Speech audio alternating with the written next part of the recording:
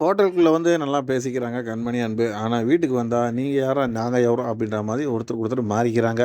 நாம 2 பேரும் வீட்ல ஒண்ணா பேச ஆரம்பிச்சிட்டோம்னா, வீட்ல இருக்கவங்க 2 பேருமே சேர்ந்து நம்மள பழையபடிக்கு ஏதாச்சும் ஒரு டார்ச்சர் பண்ணுவாங்க அப்படின்ட்டு முடிவு பண்ணி, 2 பேருமே வந்து அவங்கவங்க வேலைய தனித்தனியா பார்க்குற மாதிரியே காமிச்சுக்கிறாங்க.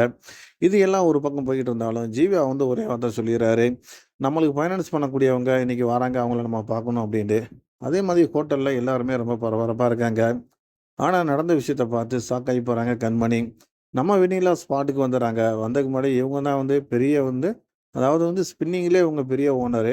பட் இப்ப மொத வந்து ஹோட்டல்ல வந்து இவங்க இன்வெஸ்ட்மென்ட் பண்றதுக்காண்டி வந்திருக்காங்க அப்படின்னு சொல்றாப்புல ஜீவா.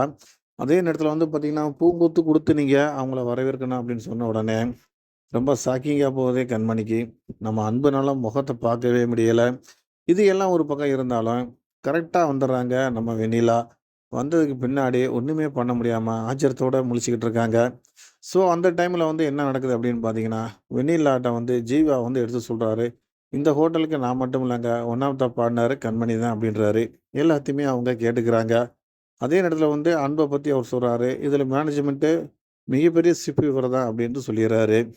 இப்ப என்ன ஆகுது அப்படின்னு பார்த்தீங்கன்னா, ஃபைனான்ஸ் வந்து நம்ம வெண்ணிலாவும் போட்டதுக்கு முன்னாடி, இந்த ஹோட்டலுக்கு அவங்களும் வந்து ஒரு பார்ட்னர்ஷிப்ல உள்ள வந்துர்றாங்க.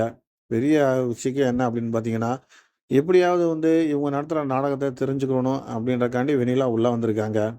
ஆனா வந்த இடத்துல வந்து ஜீவாவும், கண்மணியும் ஒருத்தருக்கு ஒருத்தர் வந்து பேசுறது, பழகுறது எல்லாத்தையுமே வந்து பார்க்குறாங்க.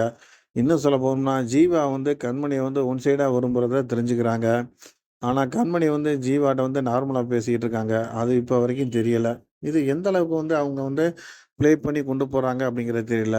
அன்பு ரொம்ப அப்செட்ல இருக்காரு. என்ன நடக்குது அப்படிங்கிறத பார்க்கலாம். இந்த இத பொறுத்தவரைக்கும் உங்களுக்கு தெரிஞ்ச கருத்துக்கள கமெண்ட் பண்ணுங்க, லைக் பண்ணுங்க, ஷேர் பண்ணுங்க, சப்ஸ்கிரைப் பண்ணுங்க.